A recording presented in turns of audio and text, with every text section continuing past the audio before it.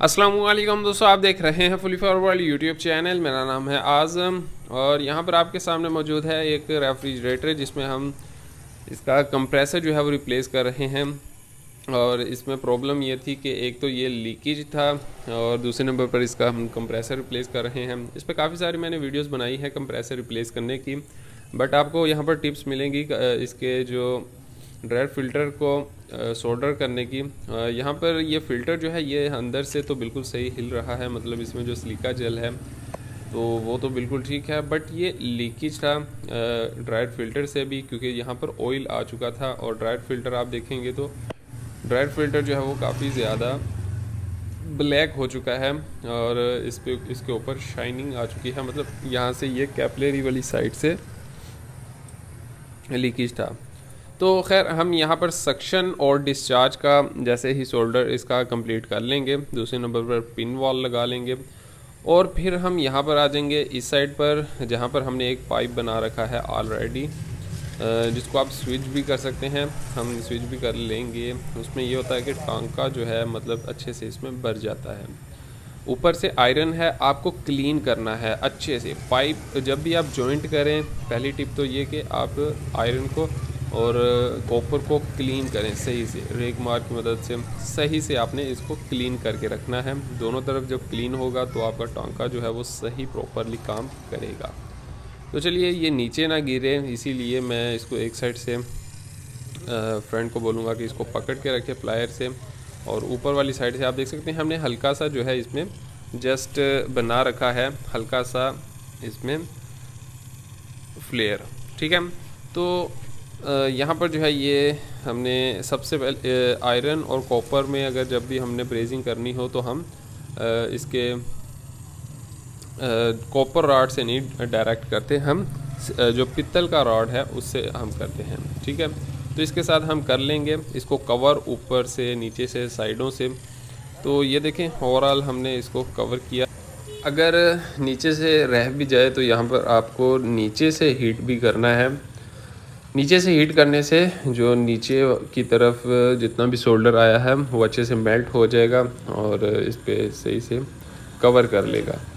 और आप देख सकते हैं कि कितना हीट हो चुका है। जैसे ही रेड पाइप हो जाए तो पाइप को आपने जो है इसके ऊपर जो है आपने अपना रॉड जो है वो लगा लेना है। इसके साथ आपको फ्लेक्स यूज़ करने की ज़रूरत होती है, जिसे यहाँ पर कुछ लोग सुहागा भी कहते हैं। ठीक है, तो फ्लेक्स यूज़ करने की ज़रूरत पड़ती है। तो उसके बाद ये मैंने अभी पकड़ लिया है फ्लेक्स लगाकर, ये साथ जो है कॉपर राड की जस्ट ऊपर लेयर हमने एक चढ़ानी है, मतलब कि जस्ट लेयर इसके ऊपर फॉर यू, क्योंकि कॉपर राड जो है वो जल्दी मेल्ट हो जाता है। ये देखें ये बहुत ही खूबसूरत और इजीली जो इसका टांका लग गया है। इसकी एक रीज़न तो ये थी कि भाई हमने कॉपर को और दूसरी तरफ दूसरे रॉड को उसको आयरन को अच्छे से क्लीन किया हुआ था। कार्बन बीच में आ जाए, डस्टी हो तो फिर नहीं होता। अब ये एक इम्पोर्टेंट टांका है कैपिलरी वाला। कैपिलरी की तरफ आपने हमेशा हीट कम देनी है और दूसरे नंबर पर आपने हीट ज़्यादा देनी है। ठीक है, कैपिलरी की तरफ आपने हीट जो है वो कम रखनी है। और जैसे ही रेड हो जस्ट आपने ऊपर इसके ये टच करना है कॉपर रॉड, क्योंकि ये कॉपर टू कॉपर है तो ये इजीली जो है आप देख सकते हैं कि ये टांका जो है वो हमारा कवर हो जाएगा। और इसी के साथ साथ फ्रेंड्स आपको बताता चलूँ कि हमारा पीसीबी एडवांस कोर्स जो है, पहले तो बेसिक पीसीबी कोर्स चल रहा था, अभी जो है एडवांस पीसीबी कोर्स जो है वो आ चुका है, जिसका कॉन्टैक्ट नंबर आपको स्क्रीन पर मिल रहा है। कॉन्टैक्ट करके आप व्हाट्सएप कॉन्टैक्ट करके जो है पीसीबी कोर्स परचेज़ कर सकते हैं। फ़ी इसकी जो है वो ओनली 30,000 इसकी फ़ी है, 30,000 इसकी फ़ी है, जो कि आपको देखने को 1,50,000 1 लाख यहाँ तक ऑनलाइन मिलती है, लेकिन हमने इनसे कम ही फ़ी रखी है ताकि और एडवांस और बेसिक दोनों कोर्स आपको, जो पहले वाला और अब जो न्यू एडवांस कोर्स बनाया है जिसमें all in non inverter and inverter AC DC सब चीज़ें जो है कवर कर रखी हैं। तो जो दोस्त भी इसको परचेज़ करना चाहता है तो वो कांटेक्ट करके मज़ीद इन्फॉर्मेशन भी ले सकता है कि क्या क्या चीज़ें इसमें कवर करवाई गई हैं, सिलेबस इसका मुकम्मल ले सकता है। और दूसरे नंबर पर ट्रेलर चाहिए वो भी देख सकता है। और तीसरे नंबर पर इसको बआसानी जो है किसी भी कंट्री से इसको परचेज़ कर सकता है इस कॉन्टैक्ट नंबर पर रब्ता करके। तो फ्रेंड यहाँ पर हमने ये दोनों सोल्डरिंग हमने अच्छे से कर ली।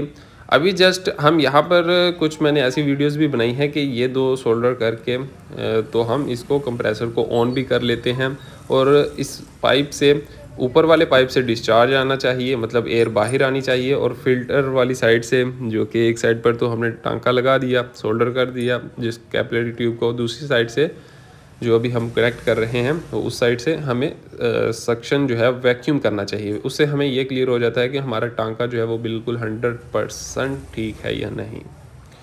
तो ये एक बेस्ट आइडिया इससे हमें हो जाता है, ताकि गैस जो है इसमें जो रेफ्रिजरेंट है वो ज़ाया ना हो।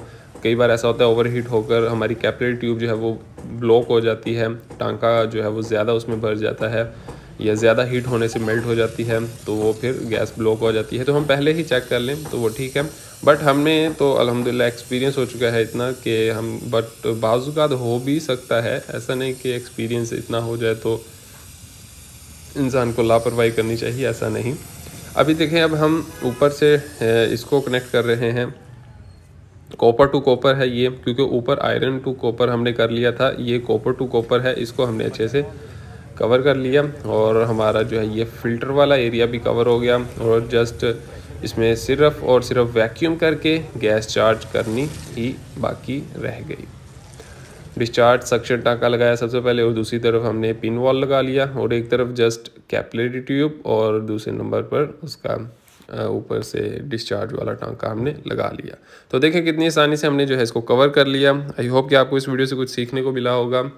और पीसीबी कोर्स जो भाई भी परचेज करना चाहता है, कॉन्टैक्ट नंबर स्क्रीन पर मौजूद है। तो advance PCB course inverter and non inverter AC और रेफ्रिजरेटर के पीसीबी के बारे में भी उसमें आपको इन्फॉर्मेशन मिल जाएगी। मतलब कि एसी का जो स्ट्रक्चर है वैसा ही पीसीबी का इसके रेफ्रिजरेटर का स्ट्रक्चर है, तो वो आप आसानी के साथ जो है वो समझ सकते हैं।